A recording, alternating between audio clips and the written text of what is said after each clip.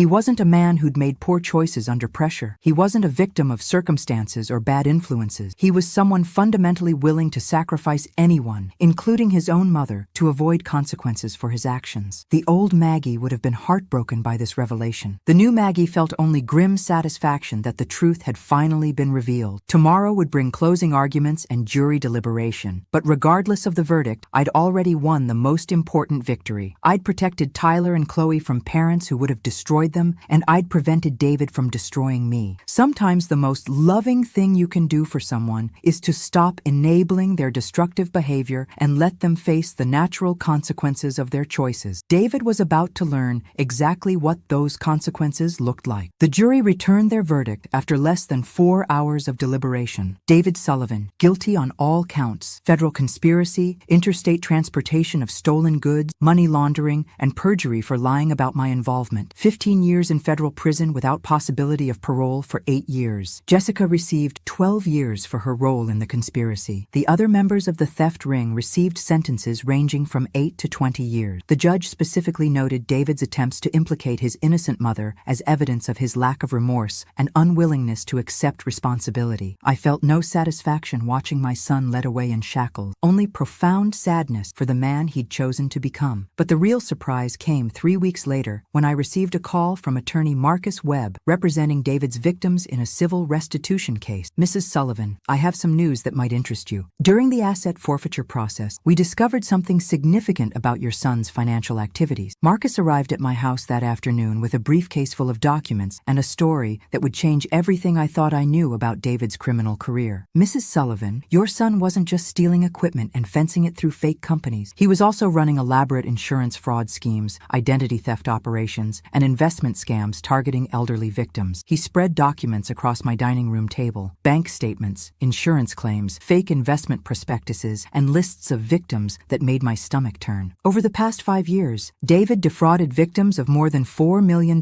Elderly people who trusted him with their retirement savings, small business owners who hired him for construction projects that never got completed, and insurance companies he bilked with staged accidents and false claims. How does this affect me? Marcus pulled out a specific set of documents. Under federal asset forfeiture laws, all proceeds from criminal activity must be returned to victims. But there's an interesting complication in David's case. He showed me a bank routing document that made my blood run cold. Your son opened multiple business accounts using your social security number and personal information. He forged your signature on loan applications, business registrations, and insurance policies. I stared at the papers, seeing my name on documents I'd never signed, associated with companies I'd never heard of. Are you saying David stole my identity? Extensively. He used your excellent credit rating and clean financial history to establish credibility for his fraudulent operations. Several victims thought they were doing business with a reputable elderly woman, not a criminal in his 40s. The implications were staggering. David hadn't just taken my money and tried to frame me for his crimes. He'd actively impersonated me to commit additional felonies. Marcus, am I liable for debts or legal problems created by this identity theft? No. You're clearly a victim, not a perpetrator. But here's where it gets interesting from your perspective. He pulled out another document. Under federal law, victims of identity theft can seek damages from the perpetrator's assets, even if those assets would otherwise go to other victims. What assets? David and Jessica lost everything. That's what everyone assumed. But financial investigators discovered that David had been hiding money in offshore accounts and cryptocurrency investments that Jessica didn't even know about. Marcus handed me a financial statement that made my jaw drop. David accumulated nearly $1.8 million in hidden assets over 5 years of criminal activity, money he was planning to access after his eventual release from prison. And, as a victim of his identity theft crimes, you have legal standing to claim those assets as compensation for the damage to your credit, reputation, and emotional distress. Given the extent of his fraud using your identity, you could potentially claim the entire amount. I sat back in my chair, processing this information. David had not only stolen from strangers and tried to frame me for his crimes, he'd systematically used my identity to commit additional felonies while hiding nearly $2 million for his own future benefit. Marcus, what would happen to that money if I don't claim it? It would be distributed among his other victims, which is certainly justice, but it wouldn't address the specific harm done to you through identity theft. I thought about Tyler and Chloe, now 15 and 11 respectively, who would need college funding in a few years. I thought about the elderly victims David had defrauded, people like me who'd trusted someone they shouldn't have. I thought thought about the life David had stolen from his own children by choosing crime over responsibility. I want to claim half the assets for my grandchildren's futures. The other half should go to David's other victims, particularly the elderly ones who lost retirement money. Marcus smiled approvingly. That seems like a fair and generous solution. The legal process took 6 months to complete, but eventually I received a check for $900,000 in restitution for identity theft damages. The remaining money was distributed among other victims, helping restore at least some of what David had stolen from them. On the anniversary of David and Jessica's sentencing, I sat in my garden with Tyler and Chloe, watching them work on homework under the old oak tree Frank had planted 30 years ago. Tyler was studying for his SATs, already planning for college with the confidence of a young man who knew his future was secure. Chloe was practicing piano, the same songs I'd learned as a child. They were good kids who'd survived terrible parents and emerged stronger rather than broken. They understood the value of honesty, responsibility, and hard work because they'd seen what happens when people choose differently. "Mom, Maggie," Chloe said, looking up from her music, "do you think Dad will try to contact us when he gets out of prison?" I considered the question carefully. David would be eligible for parole when Tyler was 26 and Chloe was 23, both adults capable of making their own decisions about relationships with their father. "He might try," I said honestly, "but by then, you'll be adults who can decide for yourselves what kind of people you want in your lives." Tyler closed his textbook and looked at me seriously. "I hope he's learned something from all this, but if he hasn't, I don't want him around our families when we have kids someday." At 16, Tyler already understood something David had never learned. Family isn't about blood or obligation. It's about people who support, respect, and care for each other through good times and bad. As the sun set over my garden, I reflected on the unexpected journey that had brought us to this peaceful moment. 3 years ago, I'd been a lonely widow being financially exploited by people who saw me as nothing more than a convenient ATM. Tonight, I was surrounded by children who genuinely loved me and a future bright with possibilities. Sometimes the most loving thing you can do is refuse to enable destructive behavior, even when it means losing people you thought you couldn't live without. Sometimes setting boundaries saves not just yourself, but innocent people who deserved better from the adults who were supposed to protect them. David had taught me an important lesson without meaning to. Respect isn't something you owe people because of their relationship to you. It's something people earn through their actions and choices. The roses in Frank's memorial garden bloomed magnificently that year. Their perfume carried on evening breezes that whispered promises of new beginnings and second chances. And for the first time since his death, I felt truly grateful for the life I was living instead of mourning the life I'd lost. The old Maggie had been a victim. The new Maggie was a survivor who'd learned the difference between being generous and being foolish, between being loving and being used. And that, I realized, was worth every difficult step of the journey that had brought me home to myself and the family I was truly meant to protect. Thanks for listening. Don't forget to subscribe and feel free to share your story in the comments. Your voice matters.